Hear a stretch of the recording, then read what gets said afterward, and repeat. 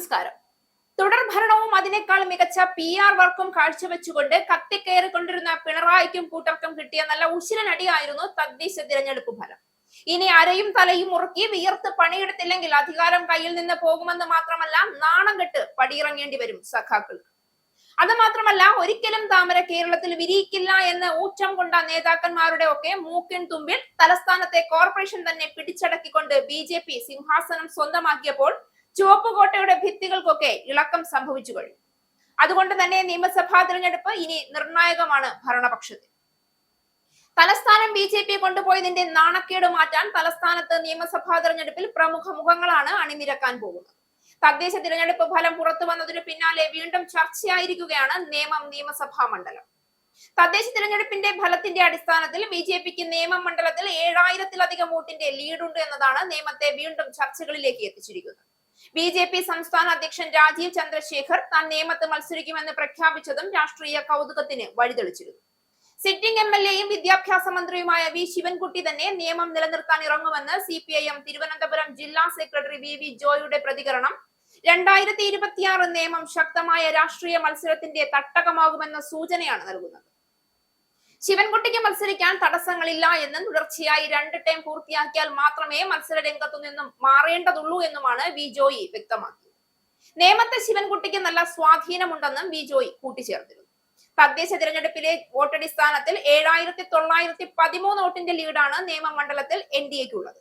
തിരഞ്ഞെടുപ്പ് കമ്മീഷന്റെ വെബ്സൈറ്റിൽ നിന്നുള്ള വിവരപ്രകാരം നേമം മണ്ഡലത്തിന്റെ ഭാഗമായി വരുന്ന തിരുവനന്തപുരം കോർപ്പറേഷനിലെ വാർഡുകളിൽ 48,945 വോട്ടുകളാണ് BJP നയിക്കുന്ന NDA നേടിയത്. LDF 41,032 വോട്ടുകളും നേടി. UDFന് 22,197 വോട്ടുകൾ മാത്രമേ തദ്ദേശ തിരഞ്ഞെടുപ്പിൽ നേടാൻ സാധിച്ചിട്ടുള്ളൂ. അടുത്ത നിയമസഭാ തെരഞ്ഞെടുപ്പിൽ നേമം മണ്ഡലത്തിൽ LDFും NDAയും തമ്മിൽ ഇഞ്ചോടിഞ്ച് പോരാട്ടം ഉണ്ടാകുമെന്നാണ് ഈ കണക്ക് സൂചിപ്പിക്കുന്നത്. നേമം മണ്ഡലത്തിൽ ഉൾപ്പെടുന്ന 22 വാർഡുകളിൽ 17 വാർഡുകളിലാണ് NDA വിജയിച്ചത്. LDF 5 വിജയിച്ചു. എവിടെയും മുന്നിലെത്താൻ UDFന് സാധിച്ചില്ല.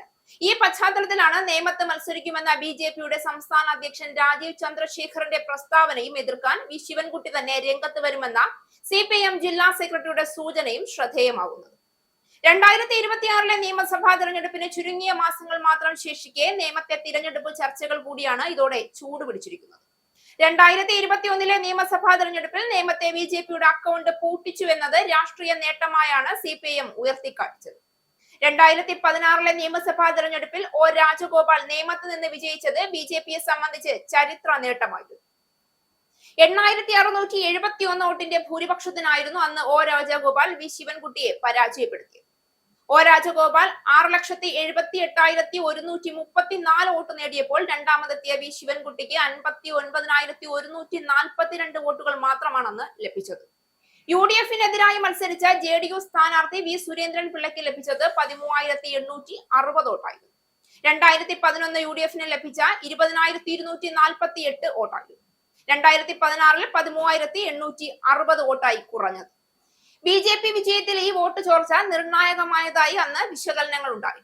2006 കോൺഗ്രസിന്റെ N ശക്തൻ 60,884 വോട്ട് നേടി 10,749 വോട്ടിന് വിജയിച്ച നേമത്തായിരുന്നു 2011 20,248, 2016 13,860 എന്നീ നിലയിലേക്ക് UDFന്റെ വോട്ട് ചുരുങ്ങിയത്. എന്നാൽ 2021 ഇവിടെ മത്സരിക്കാനെത്തിയ K മുരളീധരൻ UDFന്റെ വോട്ട് ബാങ്ക് തിരിച്ചുപിടിക്കുമെന്ന സൂചനകൾ നൽകിയിരുന്നു.